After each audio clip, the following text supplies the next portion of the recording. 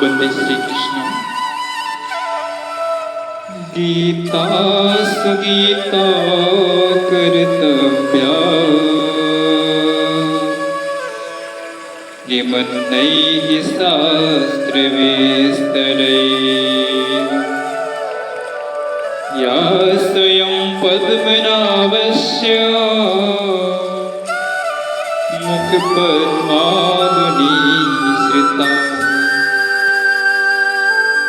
साथियों, गीता महात्म्य के संग में आप सभी का स्वागत है।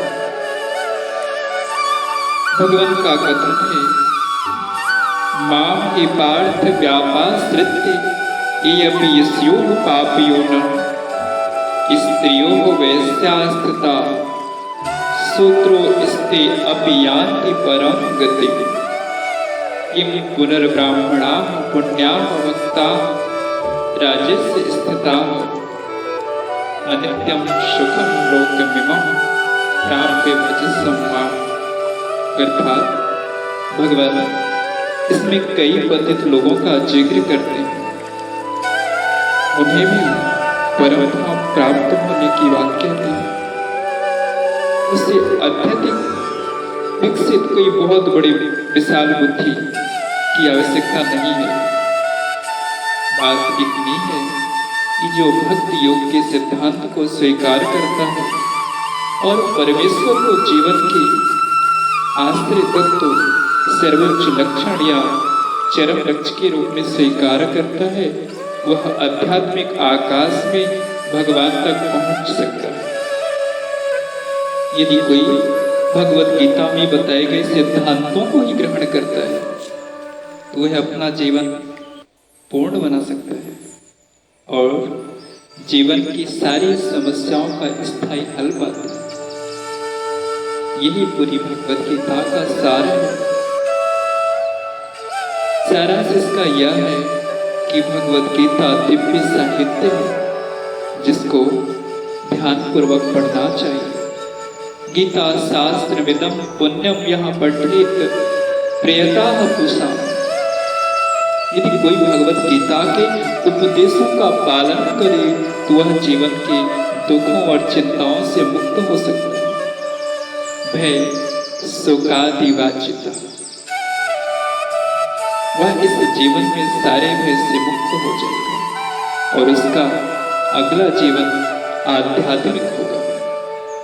इसका एक और लाभ है, गीता ध्यानशीलस्य प्राणायाम परस्य च नैव सन्ति पापनि पूर्वजन्म कृतानि च।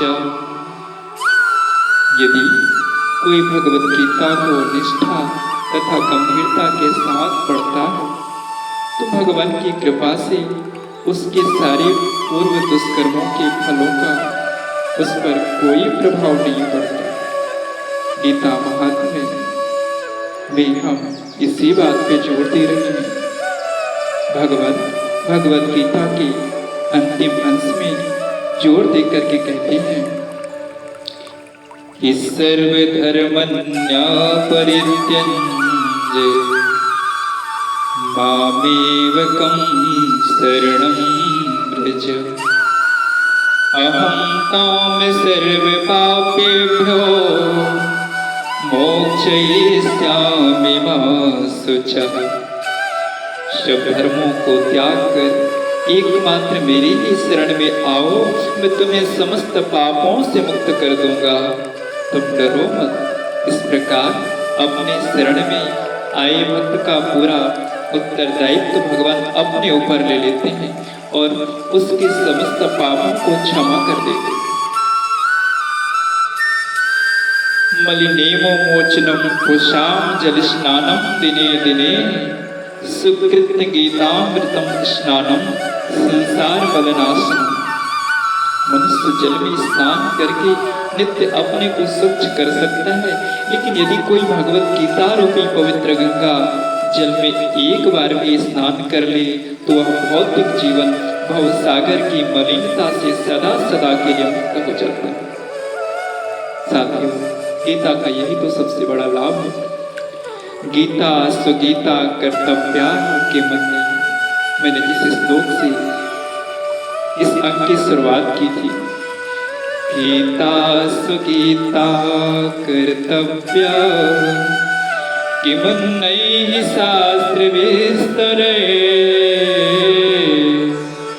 या स्वयं पद्मनाभस्य मुखा पद्मादनी श्रिता। चूंकि भगवत गीता भगवान के मुख से निकली है, अतएव किसी अन्य वैदिक साहित्य को पढ़ने की आवश्यकता नहीं रहती। उसे केवल भगवत गीता का ही ध्यान पूर्वक तथा मनोयोग से श्रवण तथा पाठन करना चाहिए। वर्तमान युग में लोग सांसारिक कार्यों में इतने व्यस्त हैं कि उनके लिए समस्त वैदिक साहित्य का अध्ययन कर पाना संभव नहीं है, क्योंकि जीवन में और भी सारे कार्यों को गति देनी है। इसलिए हमारी एक छोटी सी पहल आप तक गीता के सार को पहुंचाने की है, परंतु इसकी आवश्यकता भी नहीं है।